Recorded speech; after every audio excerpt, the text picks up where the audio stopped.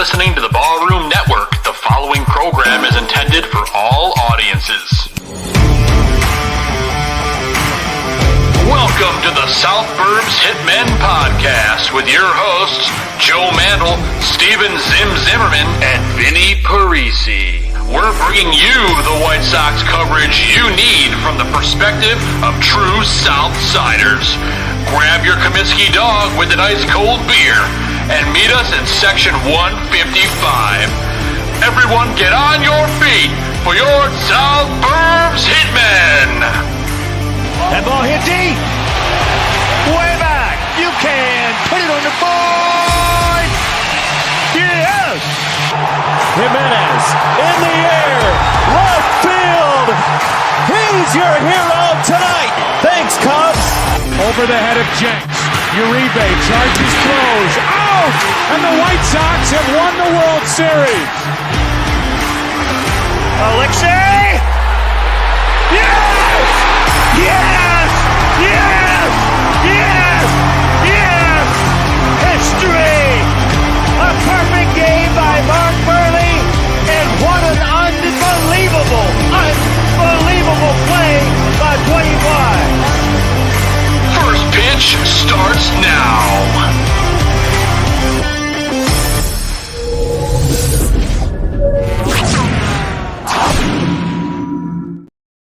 What is going on, everybody, and welcome to another special edition of South Burbs Hitmen. I'm one of your hosts, Joe Mandel, and I'm joined, as always, by my White Sox brothers in arms. I'm talking about Vinnie Parisi and Steven Zim Zimmerman. Gentlemen, how you guys doing tonight? Very good, Joe. Well, the team stinks, as usual. Did they get one win since the last show? Yeah, I joke with everybody. They're on pace to win one game a week for the rest of the season. Very good. That puts them at about, what are they on pace for? 24 and 130 something? Something like that. Yeah, it's awesome. Sounds awesome, right? It's fun. Zim, you doing okay, buddy? Yeah, I actually got to witness a team win yesterday, so yeah, not the White cool. But hey, we have a very special guest today, guys, and we get a nice change of pace because we can talk about the glory days. We get to talk about Comiskey Park, old Comiskey Park, and we have a really amazing guest tonight. We have Ken Smoller, the author of Last Comiskey, joining us here tonight. And Ken, we can't thank you enough for being with us. Thanks for having me, guys. I really appreciate it. It's good to talk about the good old days and not pay our attention to the what's going on in the field these days. Yeah, it's been brutal, and what a welcome change to talk about the good stuff. And of course, you have the new book coming out, Last Comiskey, and let's just dive in a little bit into a little bit of everything. But I want to talk about you to start. Sure. You started as the photo editor at the Michigan Daily at the University of Michigan. Do you feel that being being at such a sports-centric school kind of helped blossom your love for sports and photography at all? It kind of went both ways. I chose that school because I wanted to go to a place that had some sports that was worth, going to. At the time, I was living in the northwest suburbs in Arlington Heights. All my friends were going to U of I. And I'm like, you know what? I want to do something a little different.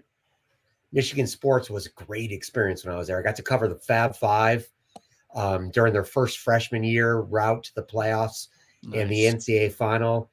Got to cover a Heisman Trophy winner in Desmond Howard. And what was the best part was I was able to use my clout, whatever it was, as a student photographer, to get one press pass at Old Comiskey for one day and got behind the scenes and took a lot of the photos that are in this book. So in 1990, I was going into my sophomore year. And at the time, Jim Abbott, if you guys know about him, he was a one-arm pitcher for the California Angels, also for the Yankees. And he was pitching at Old Comiskey in a late summer game, and he's a Michigan alum. So I was able to convince the press person for the White Sox to give me a press pass for just that one game. Got to, shoot all the nooks and crannies of the ballpark. Got to see the locker room and meet Jeff Torborg, the manager, and hang out with him after a really bad loss. But he was willing to chat with me about the ballpark, which was what my goal was at the time. And it was a great experience. It's like I got to go to some amazing sporting events while I was in college. and, try to use that leverage a little bit to get to the behind the scenes at a Bears game for some guy named Jim Harbaugh, who was playing for the Bears at the time as QB on a preseason game. And also, like I said, got to cover the White Sox Angels game for a game, which was just a lot of fun. Oh, I can't even imagine. That's got to be awesome. Guys, whoever wants to jump in next, please jump in. Yeah. You mentioned the opportunity to have the press pass at one point, but, alongside that, a lot of the photos in your book, The Last Comiskey, were taken, from a fan's perspective as well. Yeah. And I'm just curious, how do you use that to add to the story, to really tell the story, sort of the sterile environment of being the professional photographer versus the party atmosphere of being a fan? Yeah. So it was a lot different in those days. You could bring in anything you wanted camera wise. You could bring long lenses in and all that. Pre 9/11, that you just bring in a backpack that didn't even check it. You could do whatever you wanted. And it was great because I was taking pictures from all different angles. And that's really how it started. When I was maybe 10, 12 years old, the White Sox used to hold these camera days where they would have all the players go around the perimeter of the outfield and kind of pose for fans. They'd let the fans come on the field. You could bring your little Instamatic camera. And that's where it all started. I just, started to get kind of hooked on taking photos of the ballpark, of the players. I would do it there. I do it at Chicago Stadium. I would do it at Soldier Field. When the Sox started playing games at Wrigley for the Crosstown Classic, that was the first time my dad would allow me to go to Wrigley Field, only if we were going to see a Sox game. So, you get a different perspective. You're cheering along. I've had a lot of photos get screwed up as I'm cheering and getting excited, jumping up and down, trying to take pictures. My most favorite photo of that round was I was at the Tim Anderson stalk-off home run at the Field of Dreams a few years ago. And I had my video in one hand on my phone, and my camera on the other hand. And you just see it all shaking and jumping around. People are pushing everyone. I was with a lot of Sox fans around me. And so it's not the same. I don't get the same kind of access that a professional photographer would get. I'm not getting those kind of angles, but I'm getting different angles. And what I did was I really made sure to capture every part of Comiskey, not just the field, but the stands outside the ballpark, the parking lot, the ticket booth, under the concourse, the shoe shine guy, every sort of aspect of the park. And it was a totally different approach than, a professional photographer is going to focus on the action. They got to get the shot of that day. And I knew that someday, for my own self, I was going to want to have these photos of old Comiskey. And I kind of thought in the back of my head, someone's got to be doing this other than me. And there's going to be books produced about this. And there really haven't been that many. And then when the documentary came out a year ago and I participated with Matt Flesh the first time, in fantastic documentary, and he put it all together, he was looking for photos and videos from fans. And I had a treasure trove of negatives just sitting in a box in my storage room, gathering dust. And I started to scan them in and use Photoshop to clean them up and get rid of the old scratches and dust and all that. And it's like reliving Comiskey all over again, it's brand new photos. And it's great to share it with you guys who probably, never got a chance to go to old Comiskey. This will give you a sense of what it was like at the park. Everyone's seen pictures of the players, and a lot of baseball cards from that era were actually filmed in Chicago, photographed in Chicago. So you see a lot of the arches in the background. But what I'm trying to do with this book is give Sox fans something that they can kind of look at and look back upon, both as a great season in 1990, which I'd love to talk about, but also just the park itself. It's not like anything we see today. And as you guys all know, new Comiskey, which is still what I'm going to call it, it's not the same. It's a different feel. And all the interviewees who experienced old Comiskey that are in the book, that were also in the movie, and then I, kind of supplemented with more, talk about how was it different? It was different atmosphere. It was a family atmosphere. It was an intimate atmosphere. And listen, they didn't win a lot of games there. We all know that. They never won a championship at old Comiskey. But it still holds a real special place for anyone that went there and experienced it, even if they weren't White Sox fans. I've been talking to people all across the country who love that ballpark just because they were baseball fans and fans of the old kind of jewel box ballparks. And it's awesome to relive that. So, kind of going back to the original question, it's a different perspective when you're a photographer as a fan. I'm trying to convey, both in this book and with my blog, what it's like to be a fan at different games. What is it like to park at a stadium, and what's the food like? What's the atmosphere like? What are the traditions and the songs that people sing or play or whatever? And that's really how I approach everything with my photography and my writing. It's from the fan's perspective. It's a little bit like an outgrowth of what Bill Simmons on ESPN used to do, where I'm taking it from the perspective of kind of the average guy who doesn't have season tickets necessarily, doesn't have a press pass, and really showing the game that way. Oh, I love that. I love that. Very cool, Ken. So what I was wondering through hearing you talk, it's just kind of a question that popped into my mind. At what point did you realize that the White Sox were the team that you wanted to put out a book on when it comes to, the old stadium that they played on? Because it seems like you have a pretty deep love for Michigan too. Like where did it become where the White Sox took precedence? Yeah, the White Sox were always my team. It's the first sporting event I ever went to when I was 7 years old. My dad took me to Old Comiskey. Remember, every time we'd go there, I'd drive down on the Dan Ryan and see those lights that just projected above the skyline. When you drive into the south side, you see all the church spires. But I would just always get excited seeing those cool lights kind of projecting over them. And I was hooked from minute one. The first time I saw a home run and heard Nancy Fowles play Na Na Na Na and saw the scoreboard explode, and all the fans, even if it was 5,000 fans, they made noise at Old Comiskey. You don't get that with the new park because of the way it's constructed. And I was hooked. Like as a little kid, I wanted them to win, but I really wanted to hit a home run. Because that whole feeling just kind of, pardon the pun, exploded. It's just the entire ballpark.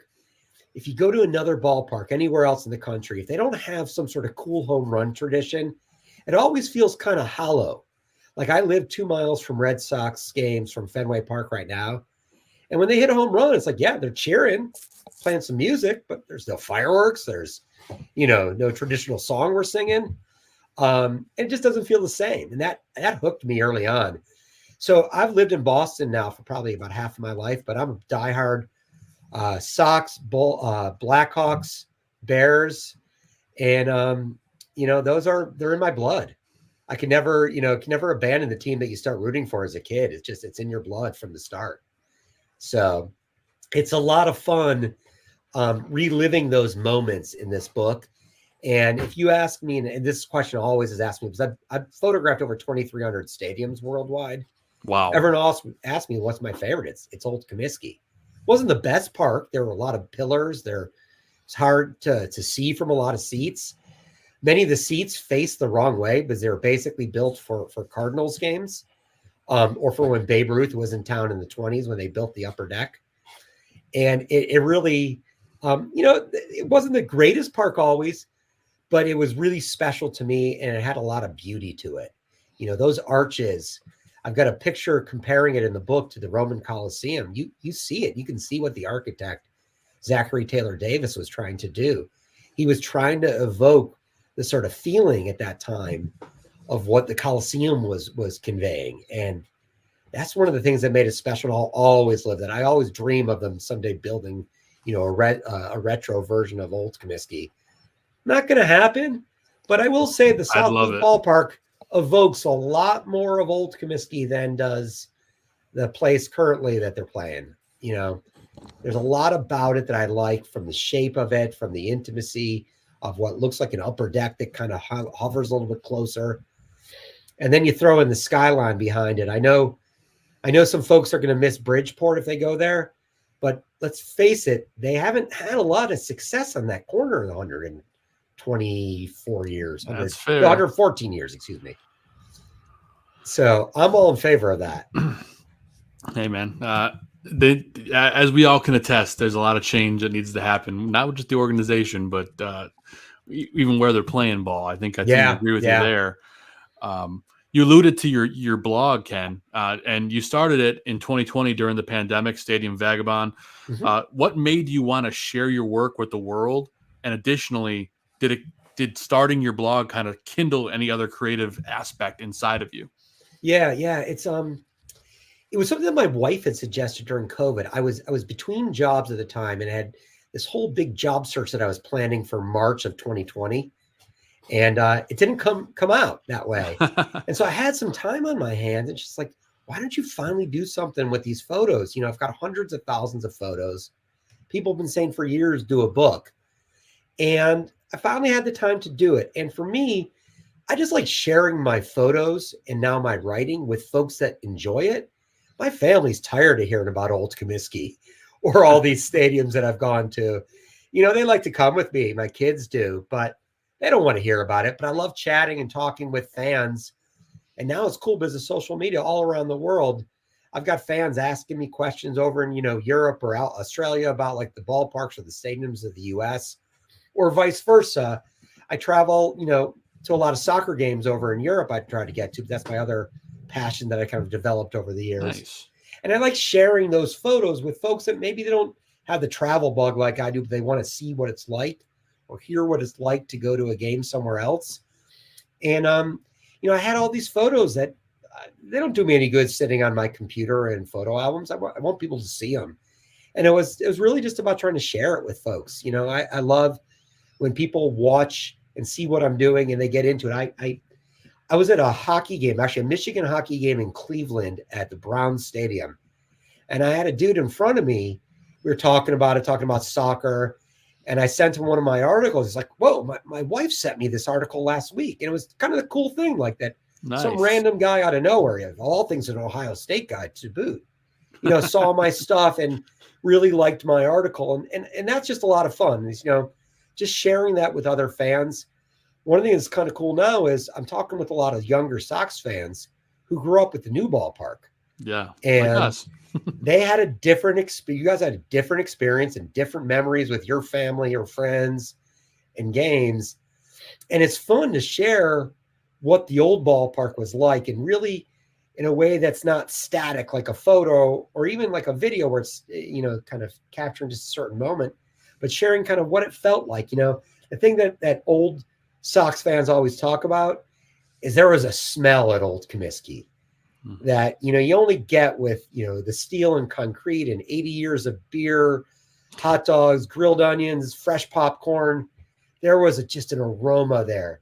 And then the really cool part was if you get a home run or two or three, the smoke and the sulfur would get trapped by the old ballpark's upper decks. And for a couple innings, it would linger.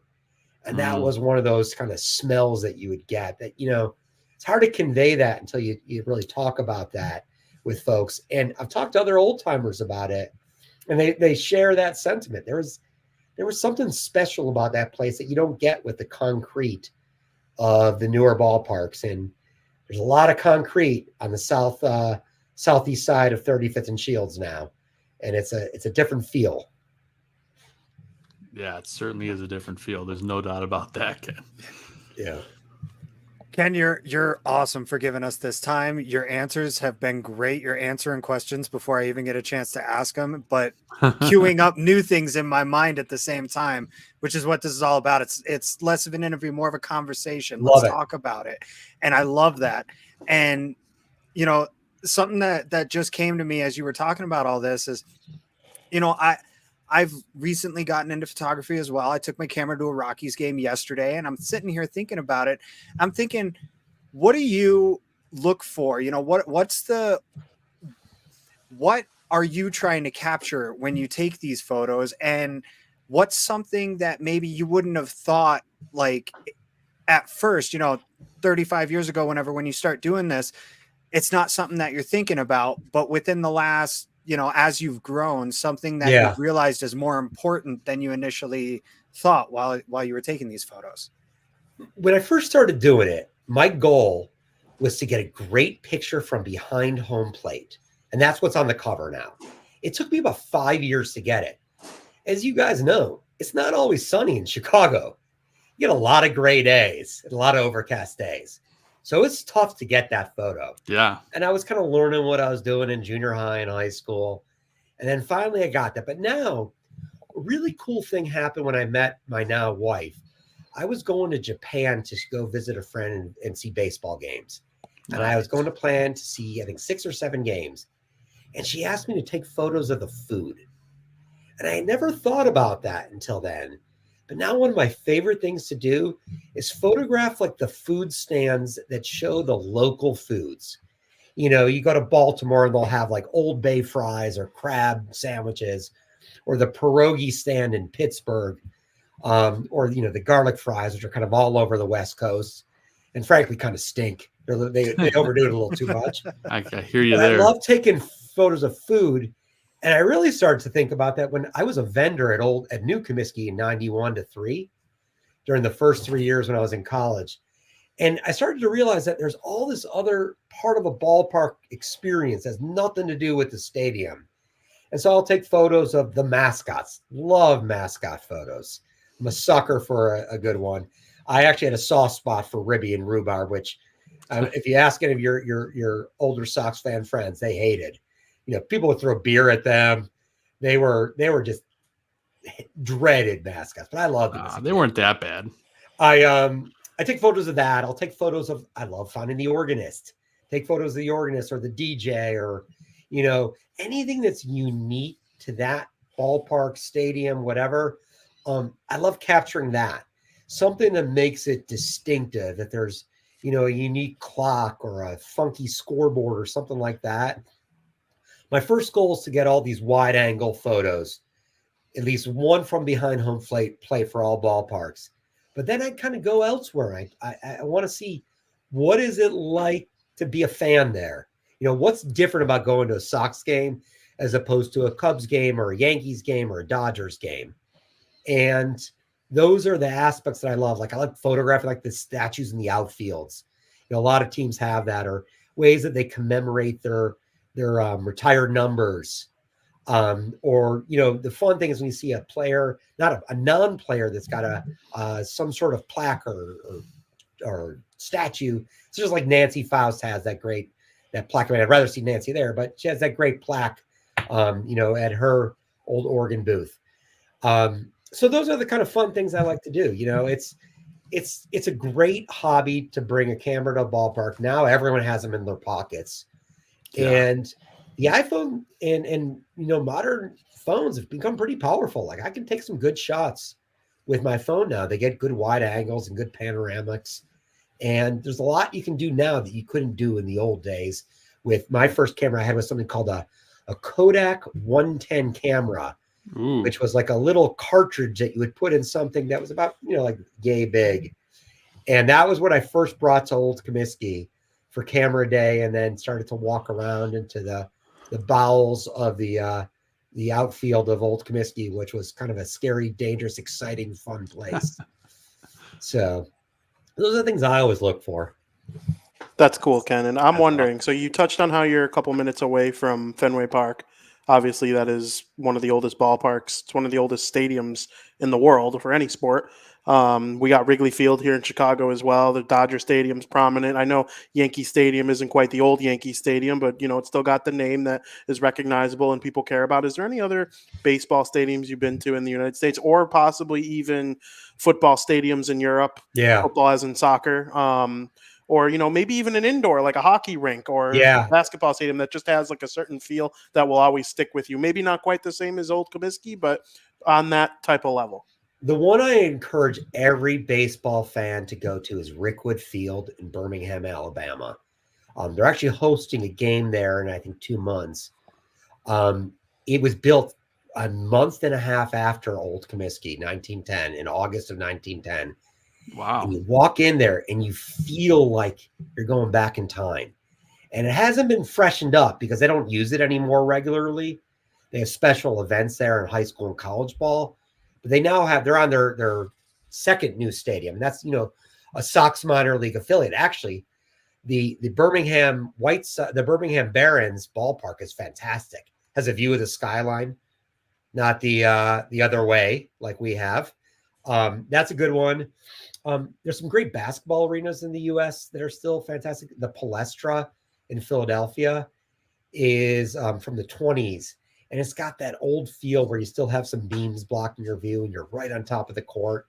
Those are really fun. And the thing that I got hooked on and why I got hooked on soccer, I became an Arsenal fan, which is in North London, and they had a stadium, Highbury Arsenal Stadium was the official name. That was built in 1913, a few years after Comiskey, and it felt just like it. And the one thing they did there that I really wish they had done with old Comiskey, they kept up half of the old stands and built apartments. They built flats there. And where the pitch used to be is now a garden where people plant things or kids play or whatever. And I just always think about what would that have been like if they had just kept some aspect of old Comiskey and turned it into something new. I don't know, a bar, a museum, a gift shop, anything. You know, that would have been just so great that for you guys to see something behind, besides that rubber home plate that really isn't probably in the right location anyways, considering they moved it a bunch of times over the history. Yeah. But there are not many ballparks. Fenway, they did a good job at renovating it.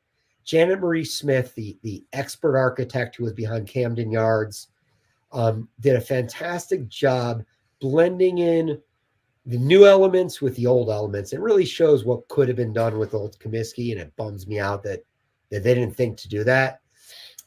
It's very different than the Wrigley experience. Wrigley, I kind of think they modernized that in a tacky way. Every time I see those scoreboards, it reminds me of like a 95-inch television in a dorm room or something. It just doesn't, it's out of the scale with the rest of the park and the neighborhood. I don't think they needed that to get the advertising revenue they needed and wanted. You know, they could have done something a little bit more nuanced.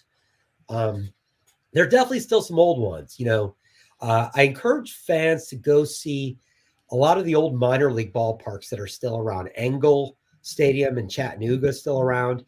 Downstate, there are a couple good ones in Illinois, and then in Evansville, the field that they use for the A League of Their Own filming still exists, and that was built just shortly after old Comiskey.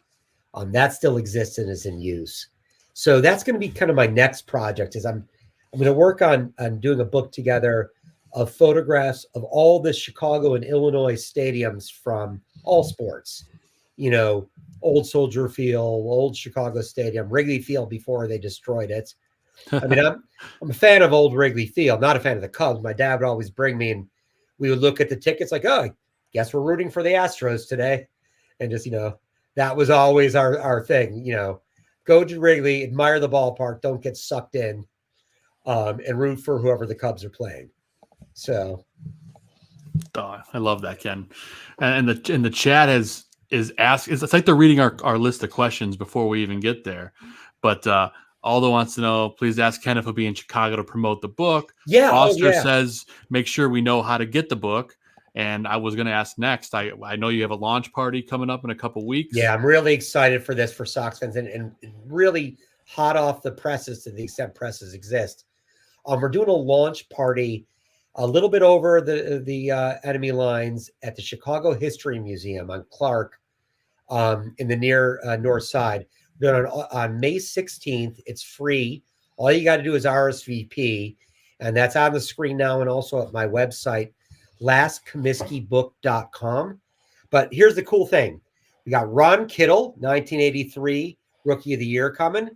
We got Blackjack McDowell coming, 1993 AL Cy Young. And Don Paul, who lived all of our dreams. He's an Evergreen Park native and grew up and pitched for the White Sox.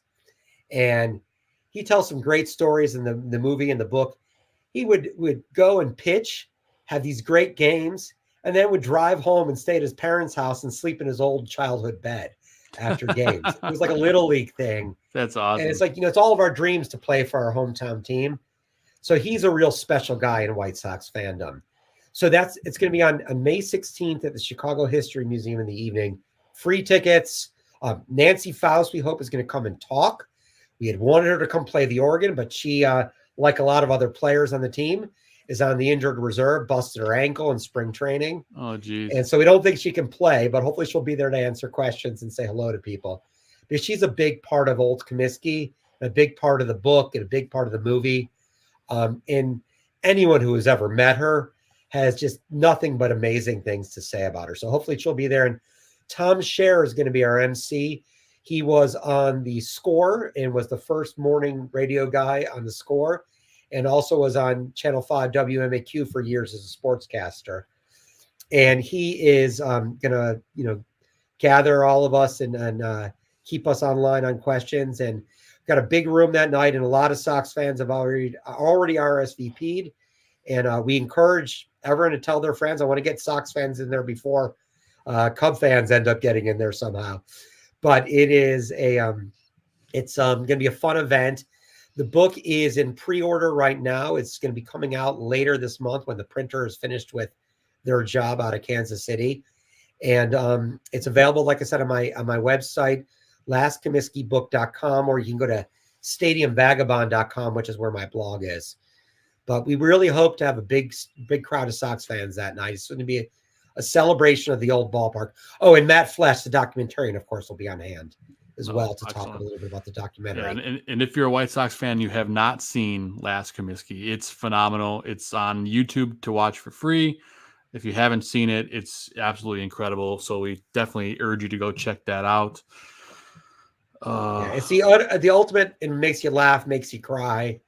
It's got everything. It was a great documentary, and we built upon that with the book. I convinced Matt. I contributed photos for the documentary, and said to Matt, we got to give something to Sox fans to put on their shelves and remember all this. And I had hundreds and hundreds of photos that we didn't use in the documentary. Only a handful were used for transitions or the poster. And it's really a great opportunity, kind of going back to what I think Vinny asked a few minutes ago, is to just share my photos with Sox fans. They don't do any good gathering dust. They should be out there, and I want fans to see them and have them.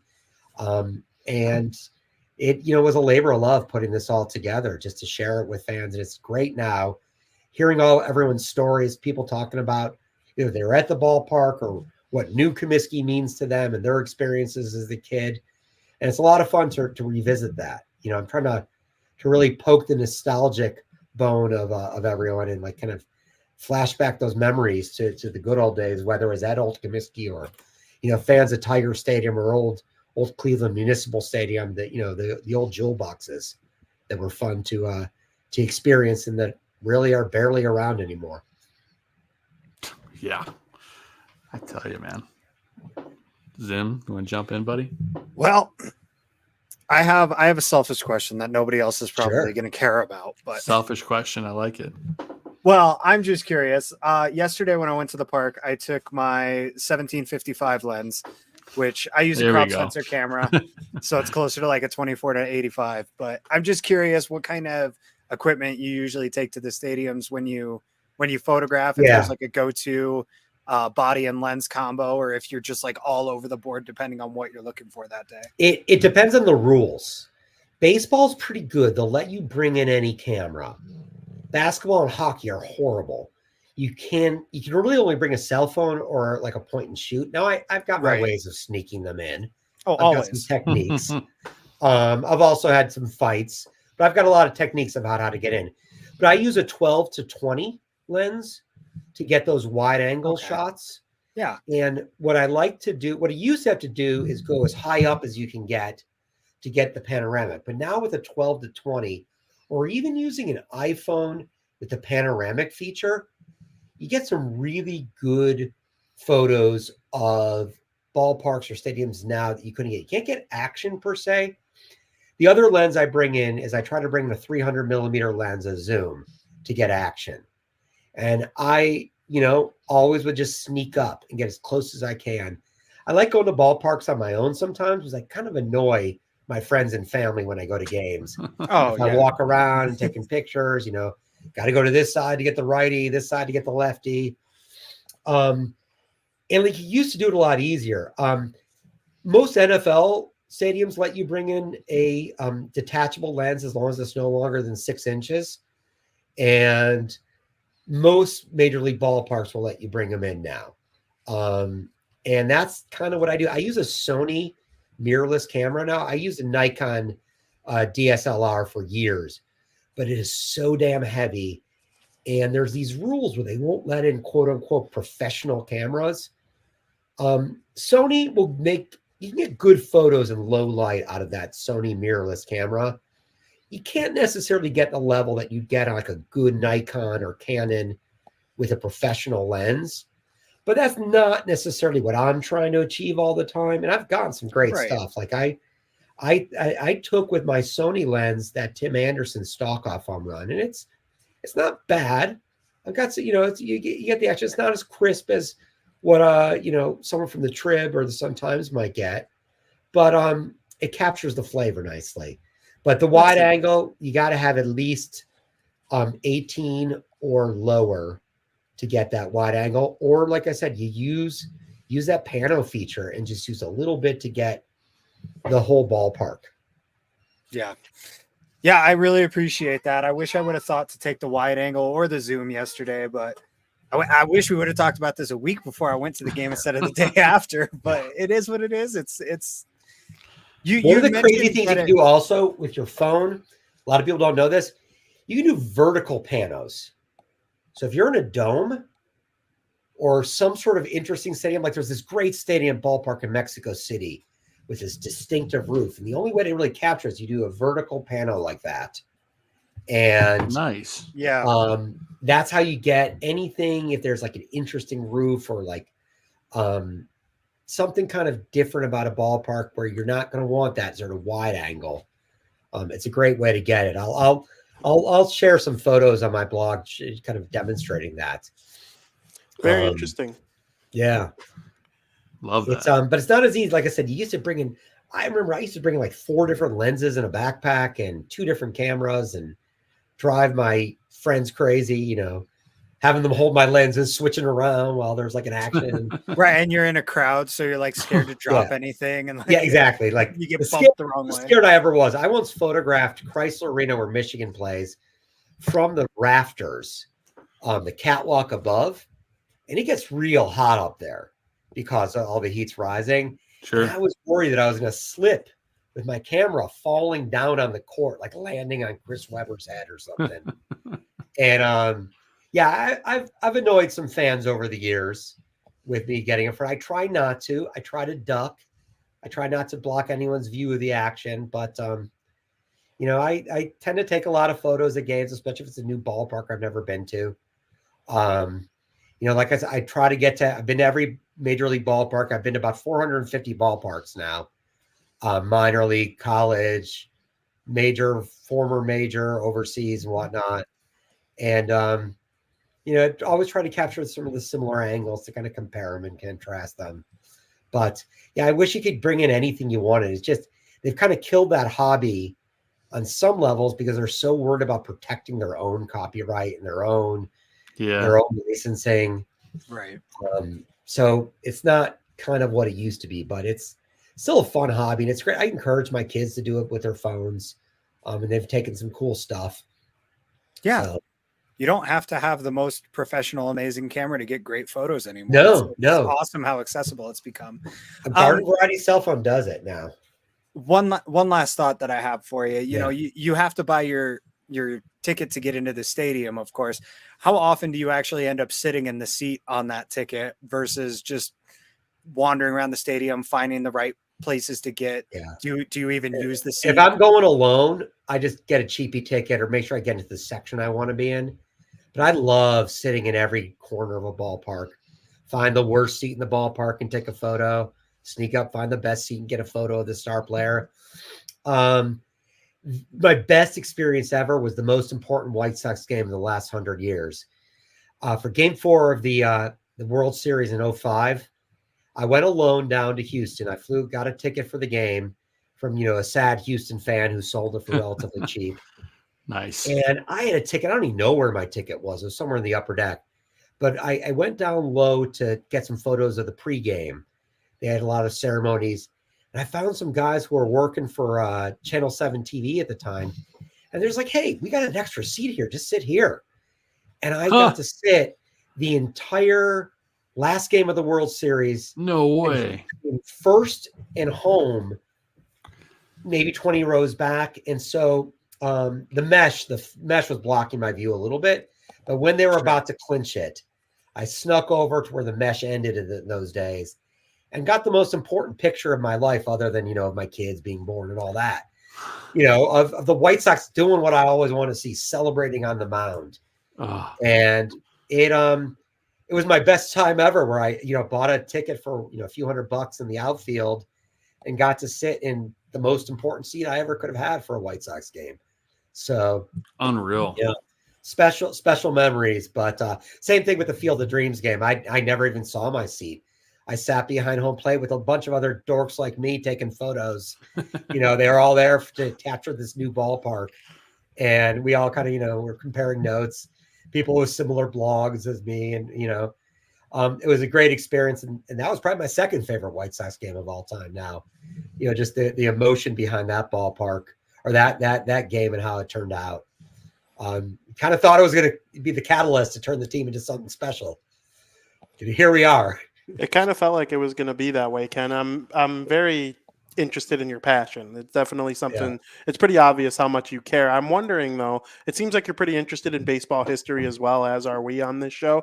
Do you ever think about old stadiums that existed long before your time walking this earth, like, let's say, Ebbets Field or Polo Grounds, stuff like that? Does that ever have real estate in your head the way it does in mine?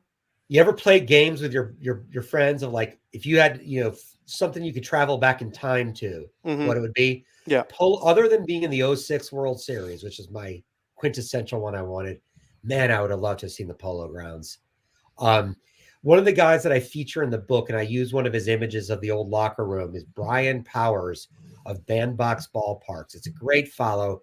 He recreated Comiskey in a 3D digitally sort of environment where you can go to any nook of the park and see what it looked like.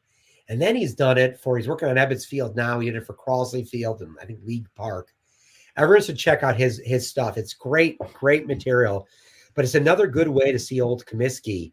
Yeah, here you got it. It's he's an architect, and I've learned a lot from him about aspects of old Comiskey that I didn't realize, such as the fact that in addition to being influenced by the Roman Colosseum, it was the prairie style arches and the cathedrals that were designed previously by the architect Zachary Taylor Davis that he was trying to emulate with building old Comiskey. But man, Polo Grounds would be a great one. I've been to about 60, I think, 2 major league ballparks, so I got to see most of the ballparks that still existed before this current round in the 90s and the aughts of new ballparks. All the old cookie cutters and whatnot. But I was born about 5-10 years too late for the bandbox ballparks like Shibe Park or let's see what else went. Crosley Field went down, Forbes Field. They were all kind of the late 60s, early 70s that were converted into the donuts. You guys didn't miss much by missing the donuts. They were not great ballparks. But yeah, I always, when I was a kid, I started off and I include a picture of this drawing ballparks. And I was a pretty bad drawer. And that's when I started to figure out, like, oh, I want to be artistic. How can I do it? And that's when I figured photography. That's a way to do it. People will see my photo, my drawing of old Comiskey in the preface to the book and decide whether or not I should have been a drawer or a photographer. But those old ballparks have a real special place in my mind. I've got a bookshelf filled with books about all of them. And I'm just excited that, maybe hopefully someday a kid will look back at my book and think about, God, I wish I could have gone back and seen old Comiskey Park. So I'm passing on the tradition. And then someday you'll talk about new Comiskey Park with some fondness on some level. U.S. Comiscular rate field. Yeah. I can't do anything but call it Sox Park or Comiskey, new Comiskey. And that's all I really did in the book. I think I quoted once someone referred to it by one of the corporate names, but I took it as my personal policy. It may not have been journalistically correct, and I may have upset my editor Tom Scher, but I couldn't call it whatever they call it now. So Yeah, the red arrow pointing down on the side of the stadium. hey, next time you guys are at the Red Arrow Park, drive around or walk around behind the scoreboard. I don't know if it's still there, but they've got the pinwheels from the sort of first iteration of the new Comiskey scoreboard. They're all just sitting there gathering dust on the ground there. It's kind of a weird, like a retro feel that I was trying to photograph where one of the White Sox earlier ballparks was, when I was the South End Grounds, which is a few blocks south at 39th and Wentworth. And I saw that sort of Easter egg behind Old Comiskey that they still have those pinwheels there. They're still there. And Joe, I was just gonna say we definitely took a picture. Vinny and I did a promo video in front of one of them for one episode of this show. That's great. Yeah, I found that from behind, and I thought, like, how can they just be leaving these things out there? I know it's not the original ones, but these are treasures. We got a question in the chat here.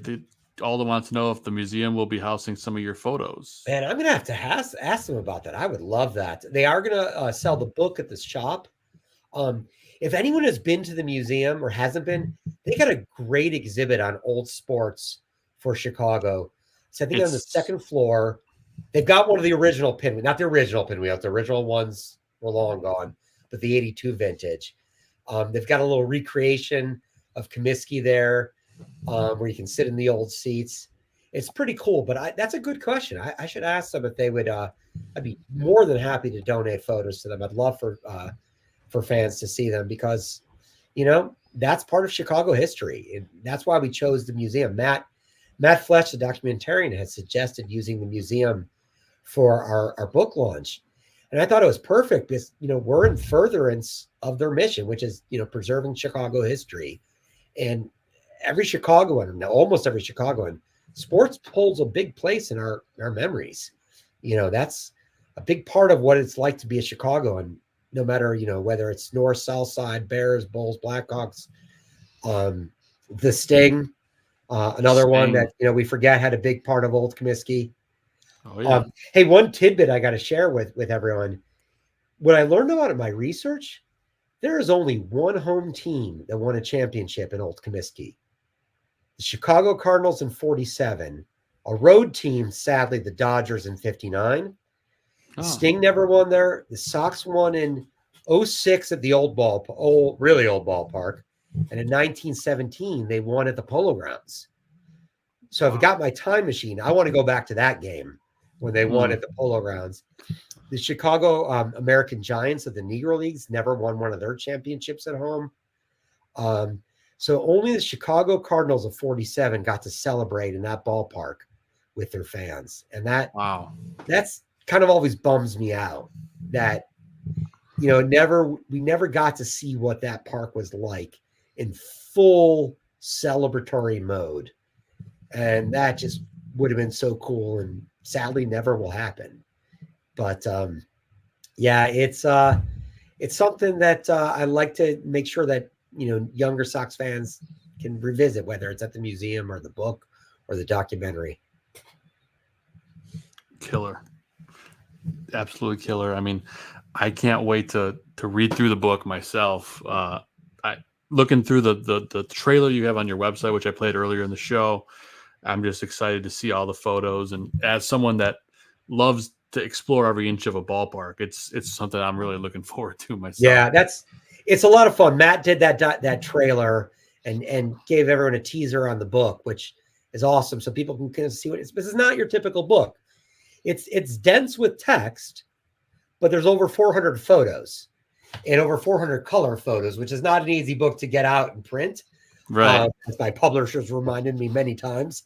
I was someone who as a kid used to, before the days of the internet, just was starving to see photos of other stadiums and ballparks. And you couldn't really get that those days. Sports Illustrated now and then would show it, but you didn't necessarily get anything other than game action. And so for me as a little kid, now you can get it on the internet. I always loved that, seeing those parts of the ballparks that captured what it was like. you know, so it's fun to share it with everyone now. You're showing actually a page that didn't make the documentary, but I decided to go there. And one of the days where I photographed the ballpark was when Michael Jordan hit batting practice. Love it. And I used like I think a 600 millimeter lens. It was a piece of garbage lens that I got, but at least got me close. And I, got some photos of MJ taking batting practice from I guess it would be the right field bleachers. And so I included that and I have some quotes about that. And Michael Jordan also did a charity softball game at New Comiskey in one of the first few years before he went to the Birmingham Barons. He had a team against Richard Marx. Oh, No, actually, I take that back. Not Richard Marx. There's another crooner from that era. And he had Magic Johnson on the team. Bo Jackson was the coach. He was injured. A lot of other old players were on there. And MC Hammer was on that. I was vending in those days. And I decided, you know what? Screw it. I'm gonna start my vending an hour late, and I'm bringing my camera and taking off my vendor uniform and going to take these pictures. And glad I did, because it makes a really cool part of this book now. So there's some things that no one has ever seen before, and I love sharing that stuff with Sox and baseball fans. So, and that's what it's all about, and that's what we're here for. We're so glad you're able to join us. Before we wrap you, I know we got just a couple more, and then we'll let you go. I had one particularly that I was a little interested in. You cover so many different things at Old Comiskey. You were there for probably more things than I can fathom myself. But I'm just curious, what are some of your favorite memories at Old Comiskey? Yeah. And did that help you when putting this book together? I'm sure it did, but I got to know if you have like a top Mount Rushmore of moments. I mean, the last weekend was amazing, but for me, it was like those special event days. I would always bring my camera for like opening day if I could convince my dad to take me, when they had the pageantry of all the players lining up and dignitaries. Like I got a photo of Mike Ditka coming out to throw the first pitch right after they won the Super Bowl. And I just, you used to be able to walk to the dugout and take photos, or the Crosstown Classics. Before interleague play, the White Sox and Cubs from way back when, in the early part of the 1900s, had big postseason series that were supposedly huge. They brought that back in the mid 80s. And those games, the White Sox were undefeated. I think they were 10-0-2. Nice. They knew that the fans cared more about it than probably the Cubs fans. And the parks were always filled, fights everywhere, yelling at each other, boyfriend or girlfriend with different hats. Those were so much fun. And I took my camera every time and got some really cool photos of those games. Like one game, it was in 87 or 9, a fog rolled in from right field, which is the lakeside. And this is before the famous fog bowl at Soldier Field. And it obscured the ball so that when Greg Walker hit a home run, it was after a few balls were lost in the outfield. So he hit a 3-run home run to take the lead and blow it open. Those memories really stick out. And what's cool is that I had my camera with me for those games, and they make up a big portion of the book. Everything, obviously, during the last season was a big game, so I brought my camera all the time. But those really, really stand out. Those kind of special event games when the ballpark was full and people were excited. Those were great memories. Oh, I love it. I wish I can go back in the time machine myself and check it out, but we can with this book. Yeah. And I think my mom somewhere has a box of my VHS tapes of everything that I think I used to record every single major game that I went to. So I need to dig those out and put them on YouTube or something. Yeah, no, absolutely. I think all of us would love to see that. But Ken, we've loved having you on for every single minute of the show. With you guys. Thank you for giving us so much time. And again, before we let you go, why don't you tell everyone where we can find the book? When it's coming out, all that stuff. Please let us know. It's lastcomiskeybook.com, or you can check any of my social media, which is at Stadium Vagabond. And again, I encourage fans to RSVP and come to the event. It's free. It's going to be fun.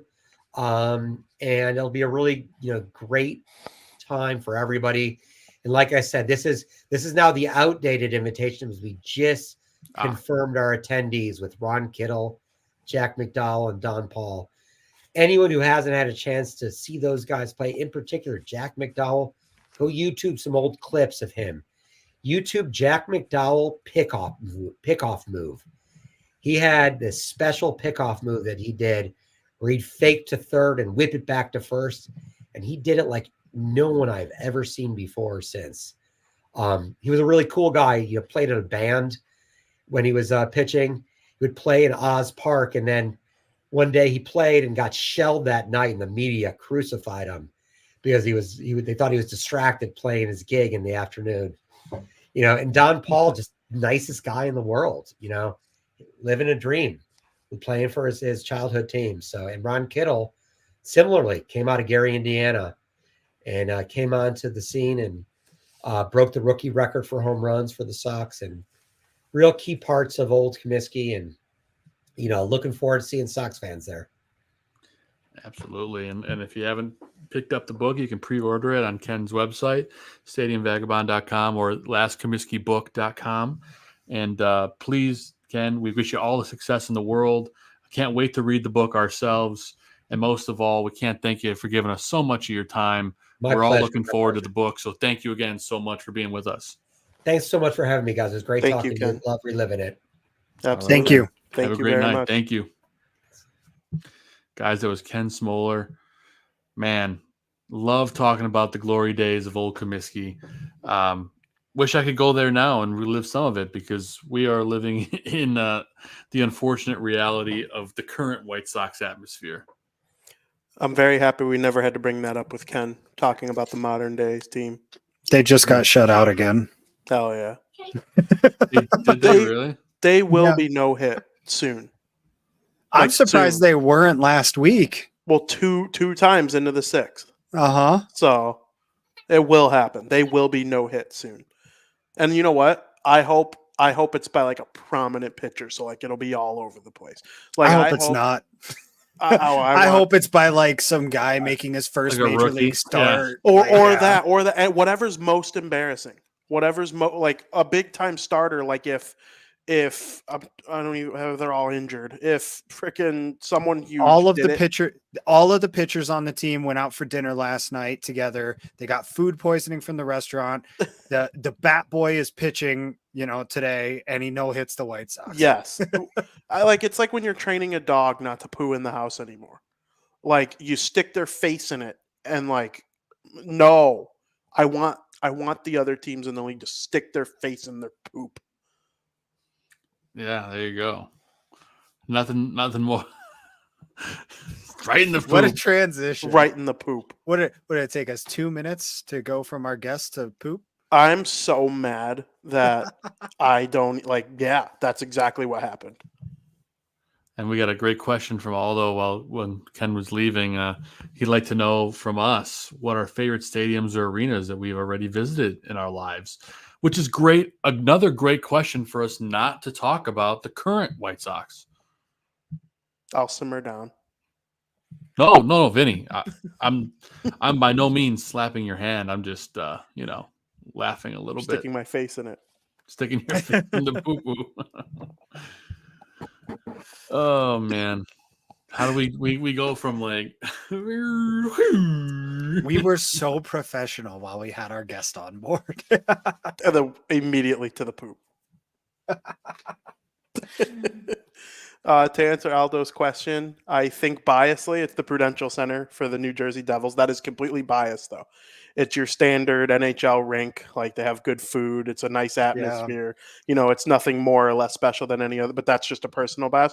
Based on a pure, I freaking love everything about this place. It's a couple football stadiums that immediately popped in my mind. I went to the Big House and the Shoe, Ohio State and Michigan, and each one of them was special in its own way. But I think, and listen, I love both of them. I think the number one, MetLife was very generic. I saw the Stadium Series game. I saw Detroit, the Lions Stadium, NIU, kind of generic. I think if I had to pick one, it would be Mercedes-Benz Stadium in Atlanta, where the Atlanta Falcons play. Yeah, I've heard some really cool things about that stadium. Yeah, that place rules, dude. Like, you go there and you're like, the Atlanta Falcons are half as old as the Chicago Bears, maybe less is than half the amount of time. And they just have this beautiful, glorious, state-of-the-art, billion-dollar stadium. And yeah, it doesn't really have that like nostalgic feel to it. Like when you go to Wrigley or Fenway or Soldier Field. No, not even really Soldier Field anymore after the renovations. But yeah.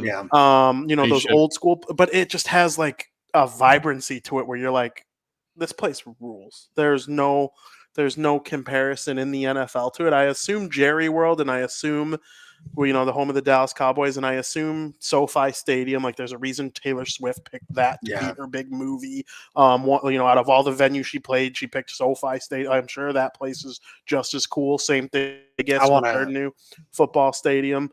But yeah, I haven't been to those, so I think by default it's going to be Mercedes-Benz Stadium. And so I'll admit, I wasn't there for a Falcons game. I was there for the SEC championship game between Georgia and LSU, Joe Burrow's LSU. So the vibes might have been even a little bit better because of that. It wasn't a regular season Falcons game. But yeah, that's the one that sticks out to me. Dude. Yeah. I really want to go to SoFi now that you mentioned that. That seems like the place to be. Yeah, unfortunately, I haven't traveled to a lot of stadiums. I hope to cross 2 more off my list in the next couple of years here.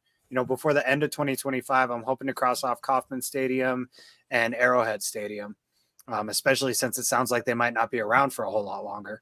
So I've been, I don't know. I can't, in good faith, give it to any basketball or hockey arena. They are all so generically bleh. The dimensions of the field of play are the same in both stadiums, so it's a little bit harder to be unique as opposed to baseball. Yeah. I've got a long list of stadiums I want to go to. The list I've actually been to is fairly short. Yankee Stadium, though, and it was New Yankee Stadium, not the original, but New Yankee Stadium is really nice. It is really cool. It might be the cleanest place in New York City. Like, that's not that hard, though. I believe. No, I'm not saying that's a impressive feat by any means, but just the whole atmosphere of the stadium itself. We took the subway to the game, and you come up from underneath the subway station, or from underneath the streets, and going above you is another subway track. Like the L in Chicago. So you've got trains going above you, trains going below you. You got to cross the street, and just this monolithic stadium is just staring at you. And you're in the middle of this city, and yet it was incredible. Inside the stadium was awesome. I never felt cramped, which, like, for New York City, I think is really saying something, because I feel like in New York City, you can't, put your arms out to either side without touching somebody or something. That's true. Whereas in Yankee Stadium, like, granted, I was sitting in the bleachers. There was room. It was spacious. It was comfortable. And a close second to that, I think, is the Rose Bowl out in California. Oh, yeah. I didn't get to see a sporting event there, which is why I don't really count it on this particular list. I saw a concert there. But it's still a really, really cool venue. And much like Wrigley Field in that sense, you feel the history when you walk into the building. You can literally feel all the people who have been there, who have fought there, who have achieved their goals and dreams inside the walls of that building. So all those comments are making me laugh. Aldo says in New York, someone asked me what time it was and they stole my watch. The first mistake there is acknowledging that he said anything to you. Love it, man. In New York, eyes straight ahead at all times. Yeah, right. I learned that in the first 20 minutes I was there. For me, in terms of stadiums, ballpark, in terms of like just ballpark vibes, just a cool place to go explore and walk around. For me, it's the Great American Ballpark in Cincinnati. Absolutely gorgeous field. They have the Negro Leagues Museum just outside of the park, which is right there. And then the inside of the park is just so cool. It's got this old school vibe. I don't want to say it feels old, but you definitely walk through it and you kind of feel almost like you're going back in time a little bit, like a modernized version of that. I just really love how beautiful the park is and how accessible it is. It just feels like a great place to watch baseball. One thing I will say is if you're sitting in the outfield and it's a sunny day, you will be absolutely destroyed by the sun because I wasn't out there very long at all, and I turned into a lobster man. So, Man, I feel like that's any ballpark nowadays, though. yeah, I mean, but the sun in left center and left field. Yep. Yeah, I don't know why any baseball stadium. Well, I do know why. It's because they intentionally build baseball stadiums so that the sun will never be in the batter's eyes. If you didn't know that, most baseball stadiums face the same direction. Yeah. So that, again, the sun will not get into the batter's eyes. But because of that, left field and left center field usually end up being frying pans at any stadium you go to. It was 55 degrees yesterday, and I don't know if you can see it. I have I can see sunburn on my arms and my face.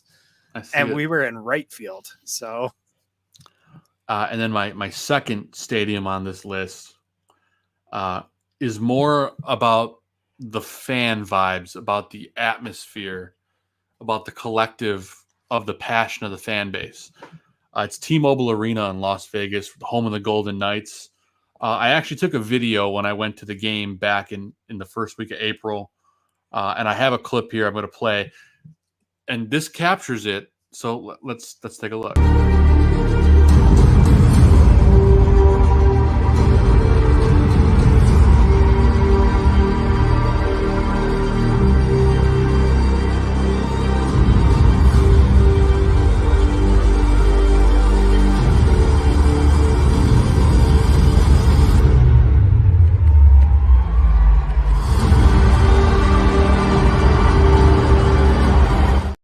Anyway, it's a longer clip, but you can't really tell on that clip how loud it was in that stadium, but it was super loud. That fan base is absolutely over the top, excited about their team.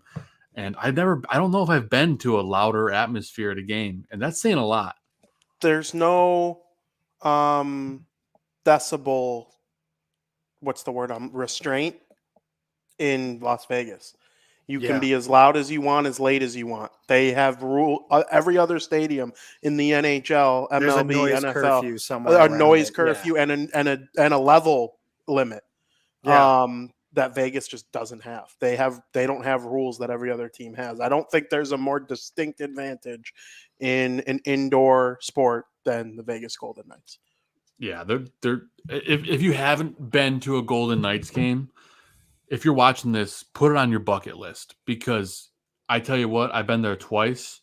I thought the first time was fired up, but when I went last month, whoo! Yeah, to address PZ's, it's louder than the old Chicago Stadium, like by a lot. And that's saying something, because even the United Center in the playoffs, I was at a playoff game at the United Center in 2015 or 16. It was one of those really good. I don't know if they ended up winning. I don't think they ended up winning, but like right in the prime of Patrick Kane, Jonathan Taves. Crawford got into it with the goaltender on the St. Louis Blues. And that was 20. That was the wakey year. Yeah, that is the yeah. loudest I've ever heard a building in my life.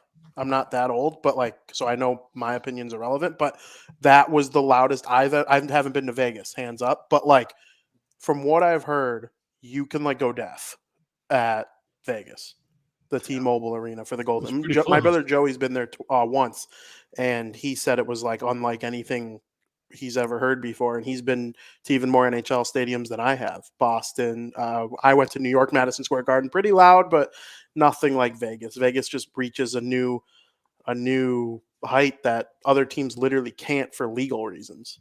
Yeah. I gotta say, like, one of the coolest things about hockey, and you know, I don't go to a whole lot of games just because of cost and everything. It's expensive to take a family to a sports game anymore. 100%. But the production value of going to a game like that anymore, it's exponentially grown over the last 10 years or so.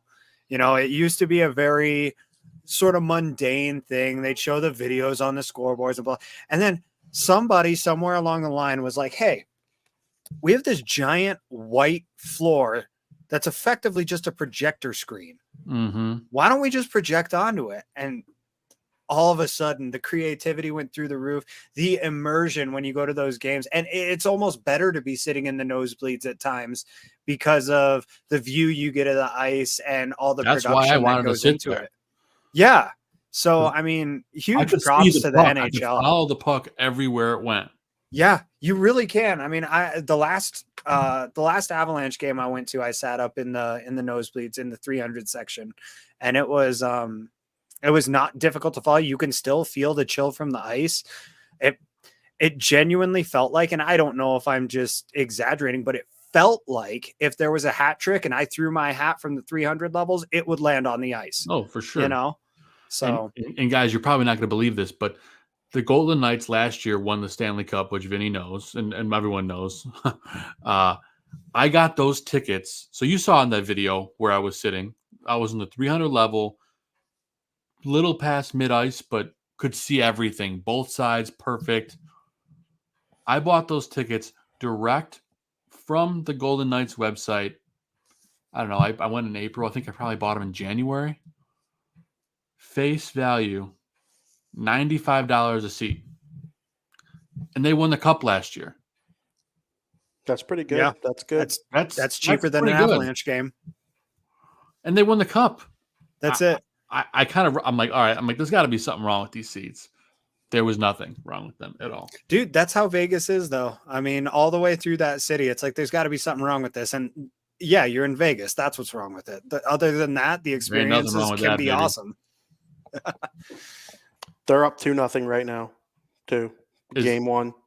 Who are they playing again, Vin? The Dallas Stars, who are arguably better, but Vegas just figures it out this time of year.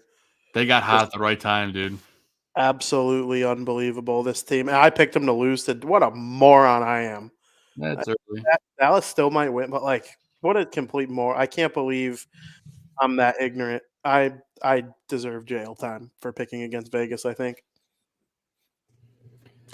Guys, to bring it back around to our crummy team that we choose to follow in the baseball realm, the White Sox have been shut out tonight for the 8th time in 22 games, bringing their shutout percentage to about 37%. That number is only going to climb, boys. Which is about double their batting average right now. You know who leads the team in almost all offensive stats? Isn't that Andrew a friend Vaughn? of the program? It is a friend of the program. Yeah. Gavin Sheets. Yeah, the White Sox team batting average right now is currently 189. Their shutout rate is 363. So you are about twice as likely to shut them out than to give up a hit. Wow. So, Vinny, you're saying they're going to get no hit soon. If they keep up this pattern, they certainly will. It wouldn't shock me if someone throws a perfect game against them. We're on a little bit of a run of perfect games in the last two. We go it seems like we go 10 years without one, and then there's one like 3 straight years. Then we go 10 years without one. We're in a little bit of having one every year. We'll see if this is the first year there's not one for a while. But if there's a team to get a perfect game thrown against them, the White Sox don't take walks. They don't hit. They have terrible plate approach.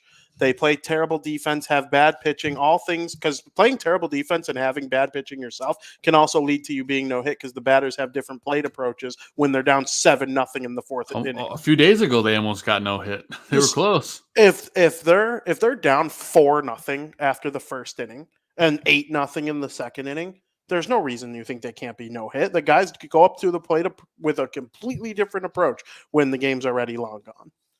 What's incredible to me is that the White Sox are dead middle of the league. They're 15th in the league in strikeouts, which means that they're hitting the ball. They're just not putting it, in a good spot. They're getting weak contact. They're getting poor contact.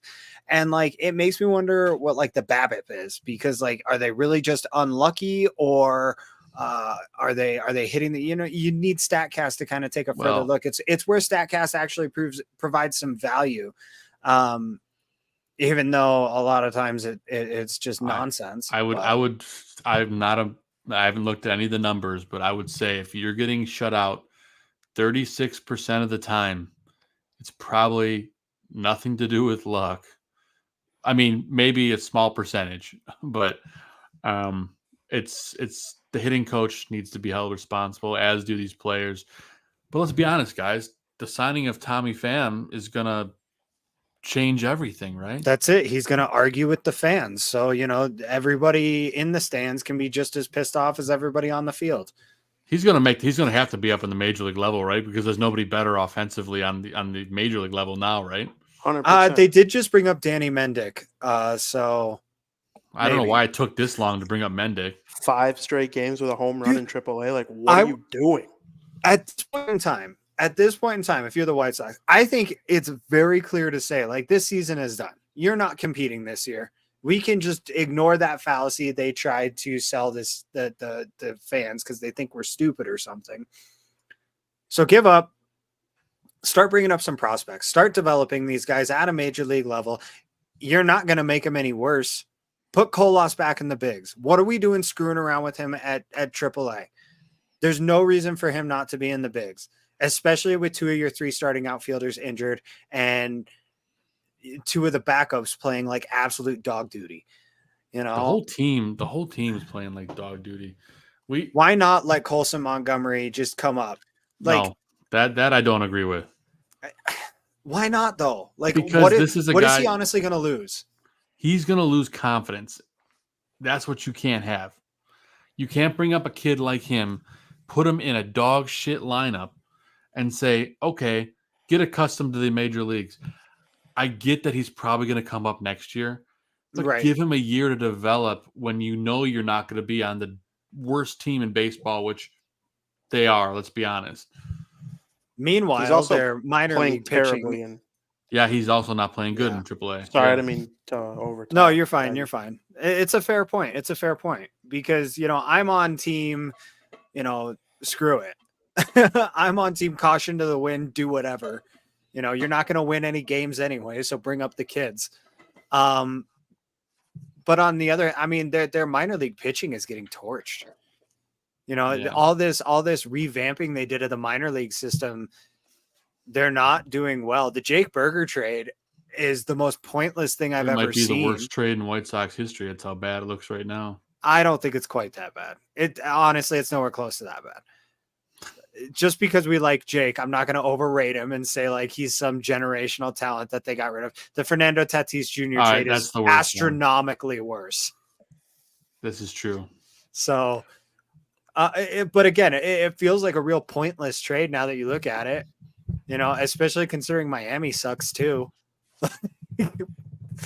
Yeah, I'm really surprised by that. I thought they were going to be good. I thought they were going to be pretty good. I was all in for Miami this year, and they could still turn it around. They've got plenty. That is a team that could genuinely turn it around. They really could. The White Sox, they cannot. No. And to answer PZ's question, they are 26th in attendance. They, according to ESPN, they get 17,000 a game. I don't even slightly buy it. I will tell you, does that include vendors? It's got to just be like tickets sold. It's averaging. It's tickets sold. They're averaging 17,000, which is 26th in the league. That's terrible. The Dodgers lead with 45. But like, but who's actually behind them aside from Oakland? Because obviously Oakland's going to be last. Kansas City, who looks like an up-and-coming, fun-to-watch squad. Yeah, they look good, which is weird. Tampa Bay, who, no matter how good they are, they'll never get attendance because of where their stadium's located. It's nothing against Tampa Bay as a baseball market. No. It's nothing against the franchise and the way they do things. It's 100% where the stadium is located relative to the city of Tampa. Yeah, don't they play in St. Petersburg? Yeah, technically. Like and then Miami, who I haven't done as much research as I has Tampa. Miami's never had a draw. Yeah. Never. They moved that team and nobody's shown up since. They built that brand new stadium, and the only time it's ever been full was All-Star weekend. Yep. That's true. And then Oakland is last with a whopping 6,000 per game. But that's to be expected. Yeah. People know I got family that works in the parks, and right before they went on the road, they had a doubleheader an afternoon in Chicago, and I think I was told that it literally looked like there was like not even 200 people. I tell you want to get some good pictures of a stadium? This is the season. Word on the street is that the upper deck, all the stands will be closed for weekday games for the immediate future, which is not surprising to me at all. No, not at all. That's also so they can stop selling $6 tickets and force if you want to if you're dumb enough to go to a game, you'll go elsewhere. You'll pay more for the lower bowl. Yeah. Yeah, I mean, I'm going to one game, Vin. Are you going to Harry Potter night yet? Did you get the tickets? I haven't gotten tickets. I don't know. I have my motivation is just they got the small screen every game. I'm watching them on this small screen. If there's 2 sick playoff games going on in the NHL, they might barely be lucky to get phone. To be honest. Yeah, it's in all likelihood probably going to be probably one of my only games this year is going on Harry Potter night to get that scarf. Let's be honest. It'll probably be one of the only games you watch from beginning to end. Oh, I won't watch. TV included. There's no way. I guarantee you we'll leave early. There's no way we're staying for that whole game. It's possible. Guys, you know me. I'm like a diehard fan. I live and breathe with my sports teams. For sure. I love them more than I love myself. I do not care about the White Sox this year at all. I don't care about anything. I don't care if they fire Pedro. I don't care if Tony La Russa comes back and manages. I don't care if Jerry Reinsdorf owns the team. I just do not care. I don't care if the Cubs are sick. Go Cubs. How often would you hear me say something like that 2 years ago? Never. Dude, I used to say I hope they lose every game and go 0-1, 62. I don't care about it. I don't care about the rivalry. I hope when the White Sox play the Cubs win by 50. I hope when the Yankees come to town, Aaron Judge and Juan Soto go back-to-back each and every time they come up to the plate. When the Boston Red Sox come to town, I might show up to Guaranteed Rate Field in a Red Sox jersey because I love the podcast Section 10 so much. I hate them right now. I hate them. Well said, Vin. I don't think I could have summed it up any better. I'm sorry I feel this way. It makes me sad. Dude, you don't have to be sorry. I think back to 2 years years ago how happy they doing this podcast was my favorite thing in the world. I still love doing the podcast, but it is harder to do now than it was 3 years ago. This podcast is more fun because we get to shoot the shit with our buddies rather than talk about a team we enjoy. Exactly. We all enjoy each other's company. If I hated a co-host on this show, 3 years ago's show today, no shot. Yeah.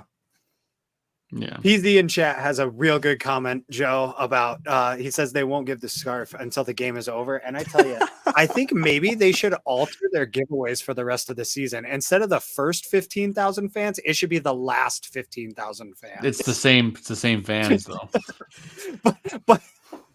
But if they could encourage people to stay to the end of the game, giveaways will not occur until the 8th inning, only the last 15,000 like a radio show giveaway. Well, see, that's why I pick and chose my giveaway, Vin or Zim, because I know for a fact it's a special ticketed item.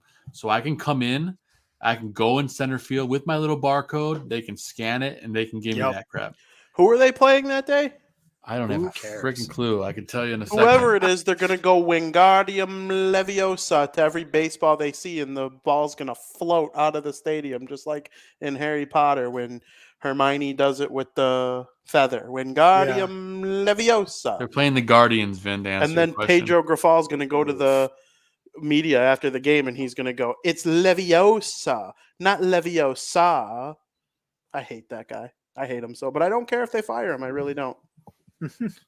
Don't we all love him? You know, when the Bears traded Justin Fields, the biggest reason I was upset is because I knew nothing interesting would happen in Chicago sports until Bears training camp started.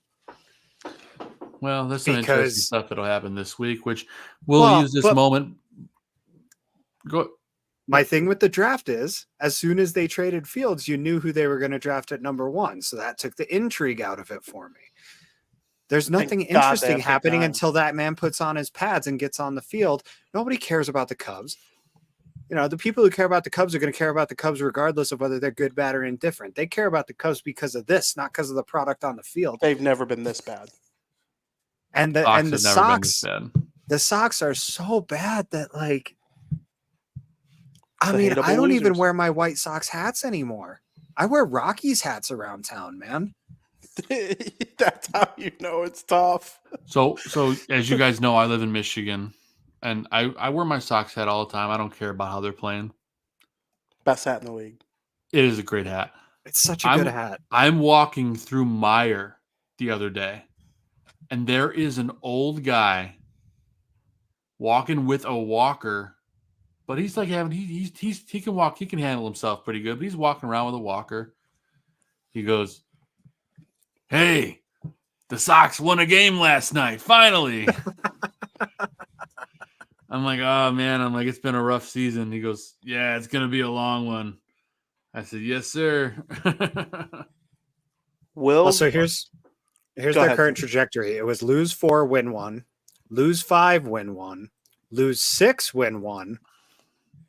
And now they're on a 4-game losing streak again.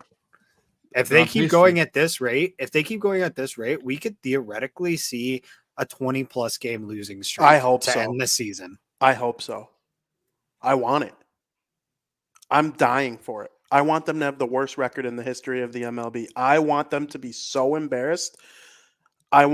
And the AL Central's awesome. Pick. The AL Central's awesome. It's often the most crapped on division in the MLB. The Royals are fun as hell. Detroit's awesome. I love the Twins. Kind of suck, but out of every team that's like near the bottom of the American League right now, the Twins would be my pick to like be like you said about the Marlins. They could turn it around. The Guardians, wow, they're a pitching factory every year, no matter what. Rub their face in it. We're probably going to take a trip, my wife and I and our kid, to Detroit to see a game.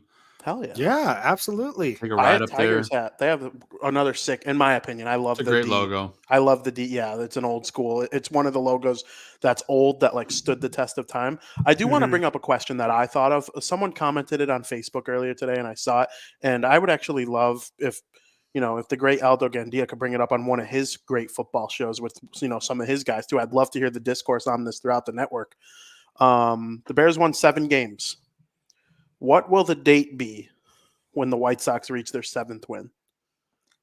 The 7th total win? Yeah, they have 3 right now. June 33rd. I'm gonna go with. For a second, I was like, "Wow!" Oh wait, I'm gonna say May 15th. May 15th. May 15th? You're telling me that they're going to get, what are they at? 3 wins right now? They're going to get 4 wins in the next 4 weeks? Now, you have to remember, this is baseball, and you could win 2 in a row because of the most BS in the world. And then all of a sudden it's only 2 more wins till you're at 7. But I honestly think there is a chance. It is like mid-May, late May. I think it might even be later than that. I'm telling you, 4 wins in 4 weeks feels like a mountain for this team. Have you looked at the schedule? I mean, do they play themselves? Wait, I was going to say, are you going to bring up a bunch of bad teams that the White Sox are? They are they're the team. That's what I'm saying. Have you looked at the team? I have no idea. I know No, I have no clue. All right, ready? So they play Tampa Bay, of course, this weekend. Oh, what's today's date? Yeah, so they're playing Minnesota this week. They got 3 more against Minnesota. Yep. Then they go and they play 3 in Tampa. Then they play Minnesota again for a 3-game set. Then they go to St. Louis. Then they go on the road to Tampa. And then they come home against Cleveland. And then they play Washington at home. Joe, you said May 13th for the I said May 15th. May 15th. I think there's a genuine chance May 15th is the next time they win a game. Wow. I mean, I know that's hyperbolic. I know they will, in all likelihood, get a win before then. But you're talking Minnesota, Tampa Bay, Minnesota again, St. Louis. Maybe they squeak one out somewhere in there. But then Tampa Bay, I mean, the Nationals are the only team that competes with them on the stinkiness curve. So that's why I said that series. Doubleheaders work out in their favor too, it seems. When a game gets rained out and they have to play 2, the second game is always the crapshoot because it's a bullpen day for both. My God, May is a horrible month for this team. Yeah, they're going to look schedule's even brutal. worse in May. Here's the thing, though. Joe didn't name any powerhouses on their upcoming schedule. The best record. Yeah, but all those teams, those teams are all objectively better than the White Sox. That's my point. That's my point. The Rays are in last. Technically, the AL Central rules. The AL Centrals or AL East rules. I mean, every team in that division's. The Red Sox, after looking like they were going to take a dump, they won 3 in a row. Their lineup stinks too, but they'll get a little healthier as time goes on. You guys want some even worse? God, you want some even worse news, guys? Remember how we were talking about how they're not playing any powerhouse teams until then? After those dates I talked about, the latter half of May. That's what I was just looking at. We get New York, Toronto, Baltimore, Toronto. And then Baltimore again to start June. They might win 2 games in May, maybe. What's the name of that famous maid? Is it Matilda? Was Matilda a maid? I don't know. No. Maybe. Who am I thinking of? A maid? Yeah, like a famous maid. Mary Poppins. I don't know. Maybe is it Mary Poppins? She was kind of a nanny, though. A manny. Well, Mary Poppins is coming to Chicago to sweep the White Sox every weekend. I guess that makes sense. We'll go with Mary Poppins. God. All right. Legitimate question for you guys. What do you think the over-under is for wins going into the All-Star break this year? The All-Star break. Yes.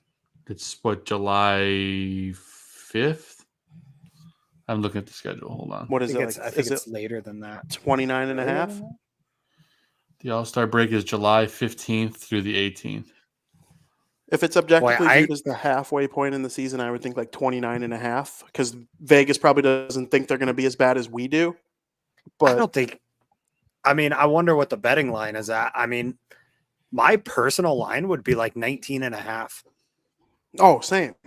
Yeah. I'd take the under. I would take the under too, but you would have to raise the over to about 19 and a half because of the fact that like you could have one crazy weekend where Gavin Sheets runs into one late in the. But here's the thing: Sheets all of a sudden looks like a tradable asset. You don't think a team like the Baltimore Orioles or a team like the New York Yankees, who have that short porch in right field, they should trade him immediately. They wouldn't love to like add a lefty bat to their lineup because all their power is right-handed. Aaron Judge and Juan Soto, I believe, are both right-handed. They love having that short porch in Yankee Stadium, though. Gavin Sheets would take advantage of that short porch. Gavin Sheets, to me, is like a picture-perfect Yankee. He really kind of is, too. You could just imagine him wearing pins. He's from Baltimore. Maybe he goes there. Give Jackson Holiday a little more chance to, develop. They don't play the same position, but a little more chance to develop. He hasn't been all that great to start his career in terms of offense, defensively. Chef's kiss. Yeah, his at-bats have been really, really bad. Yeah. And that I think is what you don't want to happen to Montgomery. The difference is Jackson Holiday is the number one prospect in baseball. He's on a really good team. He's in an organization that's not a complete poo dump. Yeah. Real quick, guys, while Aldo's still in the chat, he put a promo in there. Make sure you guys tune in tomorrow night to Dan and Aldo Bare Their Souls. Glenn Morgan, draft analyst at NBC Sports Chicago, will join them talking about the draft and the Bears. And, of course, make sure you stick around all week on the Ballroom Network because we have draft coverage going all week long. NFL draft is here, folks, and it's certainly a lot more exciting than our White Sox. So we're going to want tune in. Make sure you hit that like button, subscribe to the Ballroom Network, and it'll notify you anytime we go live because there's so much content coming up this week and all season long. You do not want to miss it. And according to all, they'll be live for all 7 rounds. Sounds awful. I don't know. It sounds a lot better than watching the White Sox. The live for all 7 rounds in a draft when are you guys doesn't have any picks late. That's all. That's true. Are you guys gonna appear on the shows at all? I got the invite out from Aldo. I think that's for the last day, which is what, Saturday, right? Yeah. Yeah, I got to look at the time slot. I'm gonna pop in at some point for sure. I want to pop in too. I got to figure out something because I love going on. Oh, we can coordinate. Maybe we can come on together. Yeah. I likely will not be able to this year. I've got plans Thursday and Friday and Saturday. We'll see. Please join us Saturday. We can talk White Sox. No, that's even worse than watching your team not draft anybody for 4 rounds. We'll trade 9 back to 15, get a 4th, 5th, 6th round pick from the Colts. After what Zim said earlier about knowing for sure who they're going to take Drake May at 1. Watch. Oh my god. If that happens, I'm done. I'd be done, I think. I'm the pessimistic Bears fan on this. I'm the pessimistic Bears fan on this network. I've always pooed on them. Devils Twitter thinks I'm overly optimistic. White Sox and Bears Twitter think I'm overly pessimistic. I just call it like my eyeballs tell me. I'm not saying I'm right. I hope. Yeah, I'd be very close to done if they did something stupid like that. Like, seriously. Yeah. I hope not. Have you also heard the rumors about the Vikings maybe making a deal with the Chargers for Justin Herbert? And yeah, I've heard Chargers, and I've heard trading up to 4 with Arizona for Minnesota. I also heard that New England was taking phone calls today as well. So yeah, Wouldn't I'm intrigued that seem like the most New England thing to do. Trade it really does. Yeah. Even though Bill Belichick's not there anymore, maybe it just hasn't sunk in that it's a new regime and new philosophy probably, but yeah, I don't know. It's strange. I tell you what though, I'm ready to get in football mode. So I know we got in a bit of a discourse off track, but we're not really going to do all of our segments today because there's not really much for us to dig into. The only one I want to talk about briefly is Pick to Click, which we all did terribly last week. The best performer out of all 3 would go to Zim for his pick of Corey Lee. So, Corey Lee is the only reason they haven't been no hit so far this year. So, So Zim wins his first Pick to Click of the year. I'm not even going to do them the service of running our pre-made clip for them. But Zim, why don't you lead us off on our Picks to Click for this week? Oh, easy. Danny Mendick. Man swinging a hot bat. Just got called up to the majors. He actually looked really good defensively to start the year for the White Sox. So I'm gonna stick with the hot bat, even if it was at AAA, and go with Danny Mendick. I like it. All right, Vin. I'll let you go next. Who you got? Although Zim absolutely deserved to win with his pick of Corey Lee, bringing up a couple no-hitters, actually looking like an okay player, maybe something that they can try to have for a long time. And I like Zim, just love catchers. I did think Michael Kopech, when he struck out Bryce Harper on a couple 100-mile-per-hour pitches, I like what he's been doing late in games a little bit, he too. Looked good. He just gave up some runs this week. That's why I didn't give it to you. Yes, absolutely. No. Corey Lee the only reason this team's not even funnier, to be honest with you. I kind of wish they got no hit. So maybe that's why Corey Lee doesn't deserve to win, because I wish they did get no hit. But I'm going to run it back with Kopech again. I don't do that very often, run it back with the same player 2 weeks in a row. Joe, if you don't deem it against the rules, I'm going to go with Michael Kopech again. Oh, you can absolutely go with it. It's no problem at all. It's only if you win and start bogarting the same player. Let's listen. I agree. If I were to make that against the rules, we would probably run out of players to pick this year. We should keep tabs of who we've picked. Maybe I'll go back and do that. This is only our 4th show, and just see if we just keep rotating between like the same 4 guys, because this team is just a dog funny pile. Because in years past we have, and I always try to pick one that's like off the wall. And this year I mean, literally throw darts at a dartboard, and it doesn't matter. As long as you're not picking some middle reliever, you're probably fine. Yes. If they signed Elvis Andrus right now, one of us would probably take him every show. Oh, 100%. Dude, 100%. He's still sitting around, isn't he? He is. I like him as a fit for the Red Sox, my new favorite team. Yeah.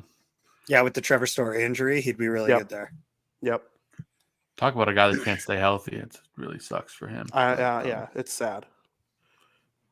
I had high hopes. I drafted him as a super sleeper in fantasy, and I was like, man, he was looking good in spring, and then boom, he's hurt. He's gone. Yeah. Yep. See ya for the season.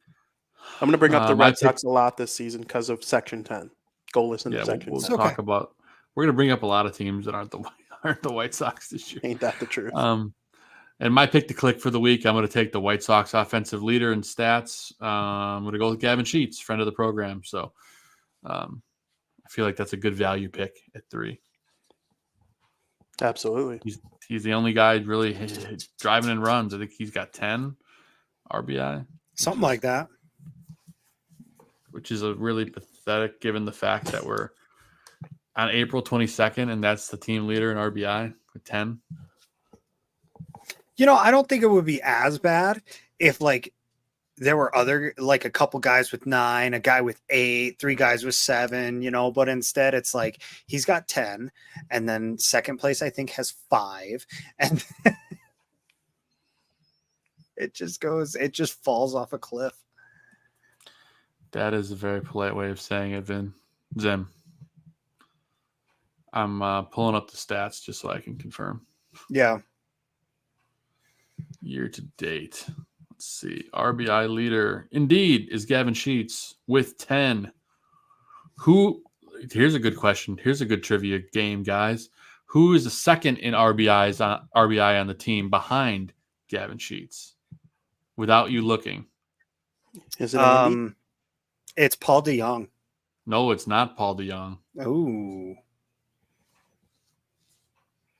I take it it's not Andy.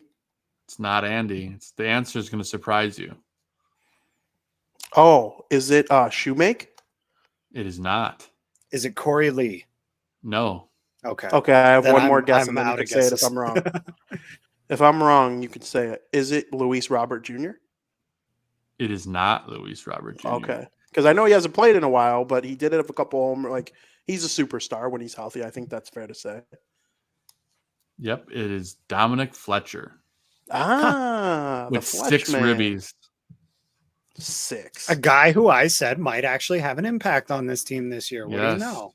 So the RBI leaders for your White Sox through April 22nd, Gavin Sheets with 10, Dominic Fletcher with 6, Paul DeYoung with 4, Corey Lee with 4, Luis Robert with 4. That is your top 5. Jeez. Disgusting.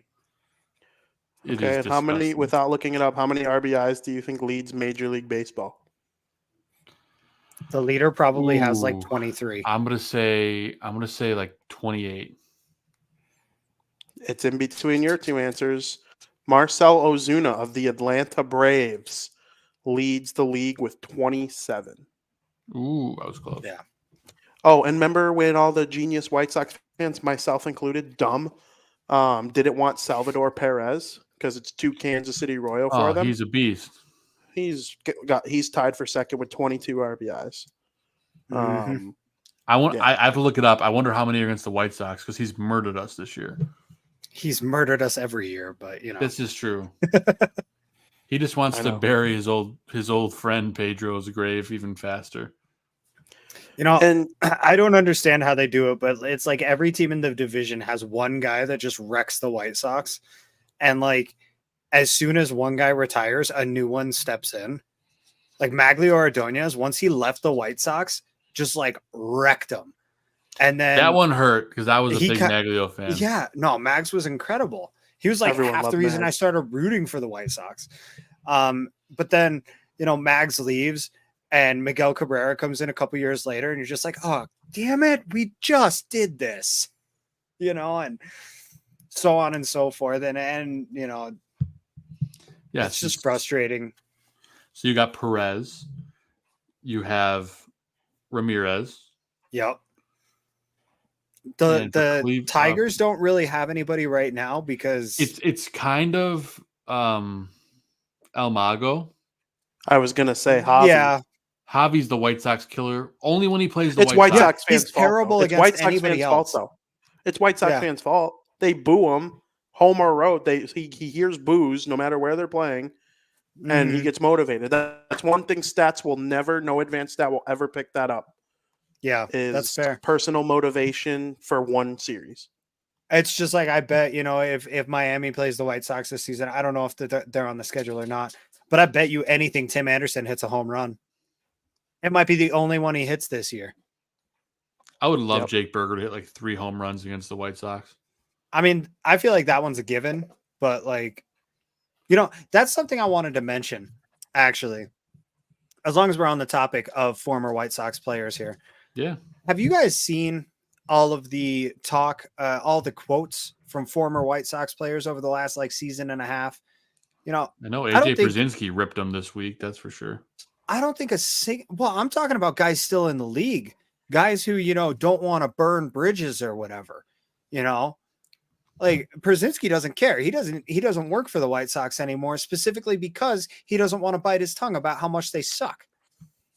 But I mean, I'm talking about, after the trade deadline last year, Keenan Middleton made some disparaging comments. Yes, he Jake did. Berger said he's having more fun than he's had in years. Now we're on to the new season, and Tim Anderson is saying, it's different, and he feels better playing in a different place. And it's just like, this is systemic. Like, this is not just an on the field problem. Right. This is a serious problem that might not be solved without an ownership change. And it sucks to say that. I agree. I kind of envision this being like the movie Major League, where Jerry's kind of sitting up there like, let's sell the team. What they should do is just bring in a bunch of scrubs and have tryouts. They'd be more fun to watch than what we're watching right now. Yeah. No doubt. Frustrating. Well, I feel like we've talked enough about the White Sox. You guys want to talk about anything else before we get out of here? I went to the Rockies game yesterday. It was awesome. We did a little pregame thing with the mascots from around town. The only guy who wasn't there was the Nuggets mascot because, Colorado's learning how to win championships. So no, it was a super cool experience. I got to say, for the price, it was totally reasonable. $60 tickets, and you got free food and drinks before the game. You got 2-hour early access into the stadium. You got hats, and you got a ball game out of it. And the food alone made the cost worth it, honestly. Like, we were talking earlier in the season about the Marlins all-you-can-eat deal. Anytime that food is packaged with a ticket, I think it's a great thing for baseball. Nothing goes better together than baseball and food. That's true. I agree. Did you see that I think we talked about this, but the Marlins are offering an all-you-can-eat seat for food. Yeah, we talked about it first week of the season. And I think I sent you guys a TikTok the other day of some guy that went to the game, and he tracked how much food he ate, and I guess he took the Marlins for $140 worth of food or something. That's fantastic. I tell you, if I ever bought one of those tickets, I might actually try the 999 challenge. What's that? 9 hot dogs, 9 beers, 9 innings. You'd have to do it in Very 7 hard because with the pitch clock. most ballparks cut off at the end of the 7th. No. You just have to consume them all within 9 innings. You can buy them at any point. No, you got to do 1 inning. Oh, you got to do one an inning? In the seventh, you have to buy like 3. You got to buy your 3 beers. Well, regardless. I tell you though, with an all-you-can-eat package, what's that? The 7th inning thing. Yeah, I thought some stadiums got rid of it with the pitch clock. I feel like some stadiums tried to, but I don't think it ever went through because it's still a safety Here's a fact concern. for you. There's only one stadium in all of baseball that doesn't follow that rule. Do you know what stadium it is? My guess would be Atlanta. Nope. There's no bar. There's none in Vegas. There's none in. There's no team in Louisiana, right? Like my first bet. You guys probably aren't going to get the it. New Orleans team because New Orleans baby cakes, but they're a minor league team. Oh no! I got it. Is it the Toronto Blue Jays? It's not. They do it in Canada. I actually don't know for sure that they do it in Canada, but I'm fairly certain they do. So what's the team? It's the Cubs. Wow. The Cubs cut it off in the middle of the 8th. Oh, that makes sense. How they got by with that, I don't know. Crazy. I mean, because the people who leave the stadium are going to go to Old Crow or Rizzo's or Cubby Bear or wherever after the game and drink 10 more. So, like, what's the point? Yeah. It's just I always thought it was interesting that I worked at both stadiums and it's a different cutoff at Wrigley.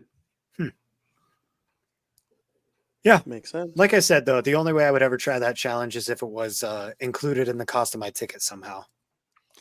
I don't know. 9 hot dogs and 9 beers gets real expensive. I don't know if the beer is included in that thing. It's not. It's not. But still, having to pay for 9 beers versus 9 beers and 9 hot dogs. Oh, I would die. I don't mean, think the 9 I would die. 9 Joey beers? I mean, Joey he really? did it? Yeah. That sounds painful. He's a disgusting human. But 9 beers, that's like $110 before tax. Did you talk to him? He did it at home. Well, that doesn't count. I get, but like, you still at the end of the day consume 9 beers and 9 hot dogs. That doesn't count though, because half the battle is finding a restroom in the stadium while you're 6 beers deep. Okay, that's a good point. So I think what we're saying is we need to challenge Joey to do it for real. Yeah, they don't do dollar hot dog day anymore. Like, it is an expensive feat for sure. It is. Well like over I said, that's $100. He'll have to go on just in beer. He'll have to go on a Tuesday because they have the $5 Tuesday thing. You can get a $5 beer and you can get a $5 dog. Okay. Well, that cuts your price down at least $90 by more than half. $90 for beer and hot dogs if you do it that way. Yeah. It's manageable. I think the hardest part of the challenge is the 9 hot dogs. Let's be honest. Yeah, for sure. I tried when we man. did it at home, the fake version, and I got through 6. I get like 3 beers deep and I got to go to the bathroom every 4th pitch. So was it the hot dog that stopped you, Vin, or was it the beer? Both. You're just so full and you feel like an a-hole.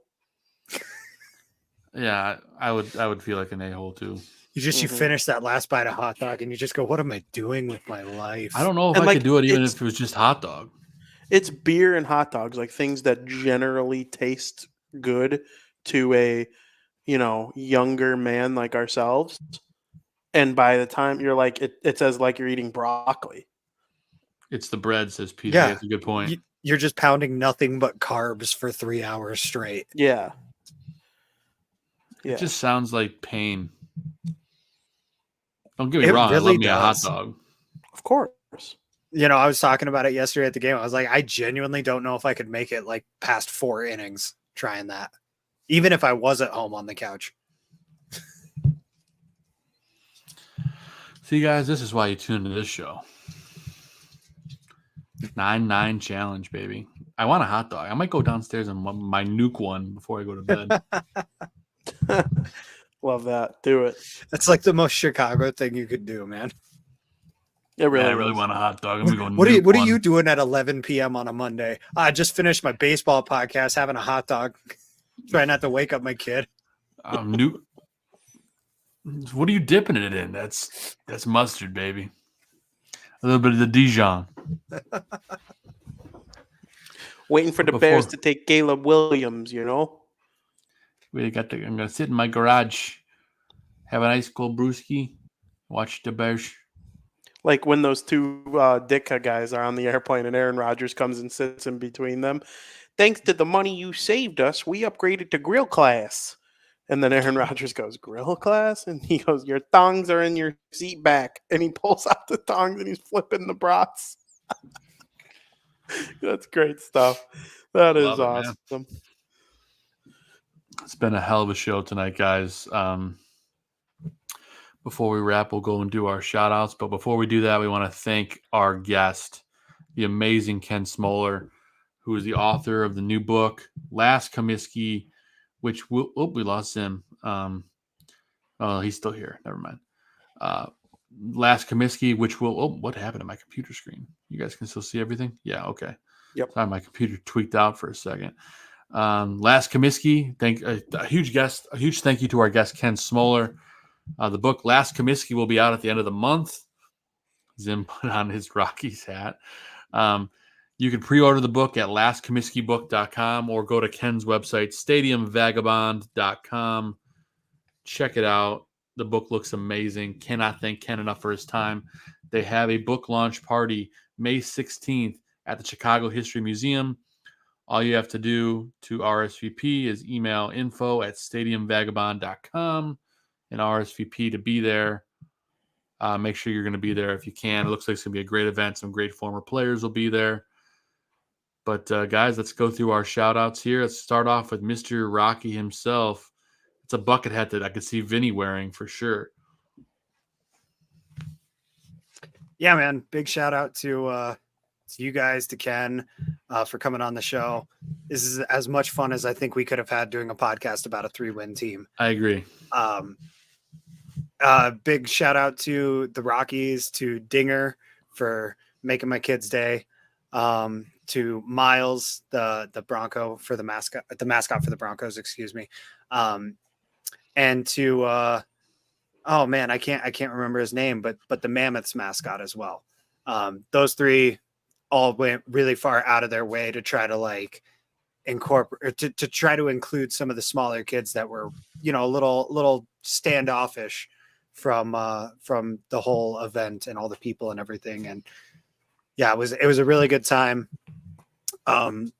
Huge props to the Rockies for putting all that out. That's awesome, dude. What? Oh, apparently my wife wants some kind of shout out for her patience at the game with our children. Apparently she keeps telling me tomorrow. Zim I don't know what tomorrow Zim is. is in great danger, folks. He's in great danger. I don't know what tomorrow is, but Year one, dear. It's the day of your reckoning. I'm just kidding. Tomorrow is my anniversary, and it's the first one of hopefully more than one. Wow, what an optimist. But yeah, time flies, man. I remember last year getting ready for all this, leaving the show for a couple weeks to do my wedding and my honeymoon and everything. Yeah. Come full circle now for the rest of the year. And life is still flying, man. Life is still flying by. So, you know, shout out to everybody who's been a part of it over the last year. And yeah, I had something, but I lost it. It's all good. What's underneath that giant floppy hat you have on? Yeah, this hat is like, it's so uncomfortable to try to wear under the headphones, but putting it over the headphones is just ridiculous. So I feel like that could fit over a watermelon. Look at the size of that hat. dude, it's enormous. Nice. Yeah, you could probably wear it. Yeah, I would hope so. My 7 5/8 dome. All right, Zim. Let's pass it off to Vin. Vinny, what do you got for shout outs, buddy? My shout out is my girlfriend, Katie, who I love very much. I am so excited about everything we have, everywhere we're going. And I love you very much. Thank you for everything. Where are you going, Vinny? He's like, I'm going to ignore that question. I'm going to take the mic. I'll give a huge shout out to my beautiful wife, Catherine. I love you very much. My beautiful daughter, my 2-year-old daughter, Audrey. Get to get up early in the morning and take her to the dentist tomorrow. So that'll be fun. We'll see how that's going to go. Good luck. Is it the first one? It's the second time, but the first time was really just when they like looked in her mouth, and yeah, this is going to be a little different. We'll see how that goes. The first time they go poking and prodding. Good luck, man. Be there for her as much as you can. Yeah, we're going to see how that's going to go. Well, I'm sure it'll be probably much better than I think it's going to be, but we'll see how that goes. And of course, my Great Dane Maverick. He's a ball of joy, ball of laughter. Dude's hilarious. And of course, to the three of you guys, the three of you, I'm not shouting out myself. That's terrible. Both of you guys, Vinnie and Zim, I appreciate you guys doing this with me every week.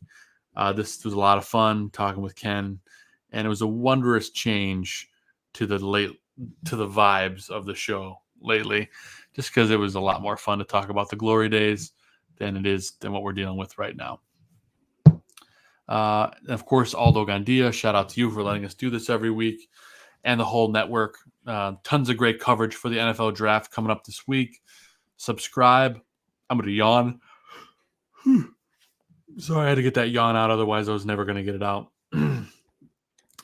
Make sure you subscribe. Hit that like button. It'll tell you anytime the Barroom goes live. And we're going to be live a lot this week leading up to the draft and all throughout the draft. Don't miss it. Be a part of it with us. Take the ride on the Barroom Network. Vin and Zim, it's been a heck of a show.